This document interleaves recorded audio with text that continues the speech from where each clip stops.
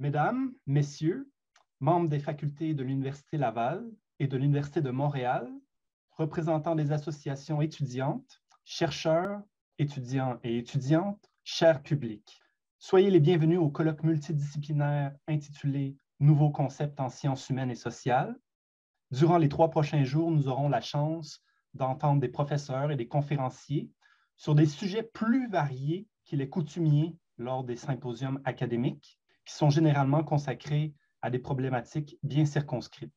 Toutefois, sous cette thématique des nouvelles notions ayant marqué les sciences humaines et sociales au cours des dernières décennies, nous pensons avoir choisi un point focal propice à susciter des discussions constructives et à orienter les efforts des participants en vue d'une rétrospective critique de l'évolution récente de nos disciplines respectives. Nous débuterons aujourd'hui avec 2 séances parmi les plus abstraites des 6 séances que nous avons prévues et qui se succéderont selon un développement articulé. Nous commencerons par des thèmes relevant de la linguistique, de la sémiotique et de l'heuristique, c'est-à-dire cette partie de la science qui a pour objet les procédures de recherche et de découverte. Dans les 2 séances de samedi, nous cheminerons vers des sujets plus concrets avec une séance sur les nouveaux horizons de l'archéologie qui constitue sans doute la série de présentations la plus cohérente du colloque. Nous aborderons ensuite l'esthétique et la question de la culture avec des contributions touchant à la pensée critique en Grèce ancienne, à la métaphysique en Occident et au surréalisme.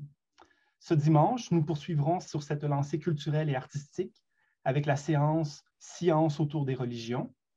Enfin, nous terminerons avec 3 communications sur les mystères de l'individu, témoin de l'absolu. À titre d'organisateur de ce colloque, il convient de rendre raison de mes motivations à organiser une telle initiative parascolaire. Pour le dire en un mot, il me fait simplement plaisir de concourir à la vie intellectuelle et universitaire de notre nation, les Canadiens français, qui était considérablement moins active il y a seulement 3 générations. Je ne vous cacherai pas qu'au cours des derniers mois, j'ai beaucoup réfléchi à l'émergence des sciences humaines et sociales dans la culture européenne depuis le 18e siècle et aux transformations radicales qu'elles ont entraînées au plan cognitif, sociétal et géopolitique. J'ai accumulé de nombreuses notes et des faits instructifs que je voulais traiter dans mon discours d'ouverture. Je souhaitais vous entretenir de l'histoire des divisions des sciences et des connaissances, du phénomène de l'historicité, de la conscience historique des sociétés et des individus, de généalogie et d'art funéraire, des lieux de savoir, de ce que j'appelle la cinétique et l'apaérologie, enfin de la paideia et de l'idéal d'éducation totale par rapport aux 7 savoirs nécessaires pour l'éducation du futur selon Edgar Morin. Toutefois, comme je suis le cadet parmi mes pairs ici présents, il m'est préférable d'abréger ce discours et de laisser place à ce que j'entrevois comme une véritable fête de l'esprit. Après tout, la plupart d'entre vous sont des personnes géniales que j'ai eu la chance de connaître personnellement au cours de la dernière décennie.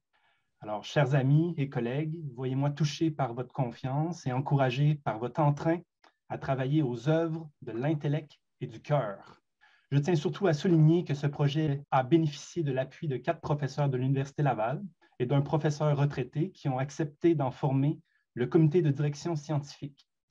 Je remercie donc chaleureusement messieurs Patrick Dofflé, Richard Gagnon, Mathieu Advani, Martin Janta-Polgzinski et Madame Karine Taché. Sans votre aide incomparable, cet événement n'aurait pas pu être mené convenablement. À noter qu'un financement nous a été accordé par le Bureau de la vie étudiante de la Direction des services aux étudiants, par le Vice-rectorat aux études et aux affaires étudiantes, par le Fonds de développement durable et par la Fondation de l'Université Laval. Nous débuterons donc dès maintenant avec la première séance intitulée « Réalité et langage », dont je servirai de président de séance suite à un changement de dernière minute. L'honneur d'ouvrir ce colloque revient donc à M. Patrick Dofflé. M. Dofflé est professeur de linguistique anglaise à l'Université Laval depuis 1987. Il a publié des monographies sur l'infinitif et le gérondif participe anglais. Il emploie des concepts inspirés de la grammaire cognitive et de la théorie psychomécanique guillaumienne afin de développer une approche proprement sémantique de la grammaire et de la syntaxe.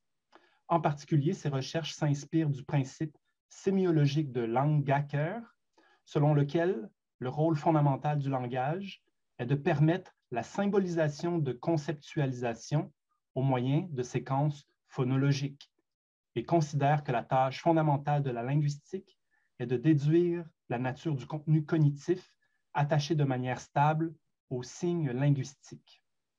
En 2014, il a publié une monographie chez John Benjamins proposant une explication sémantico-pragmatique du phénomène syntaxique du contrôle sujet versus non-sujet, avec les formes verbales non conjuguées en anglais. En 2020, il a publié une introduction à la sémantique fondée sur la non-autonomie de la syntaxe chez Oxford University Press. Monsieur Duflé, la parole est à vous.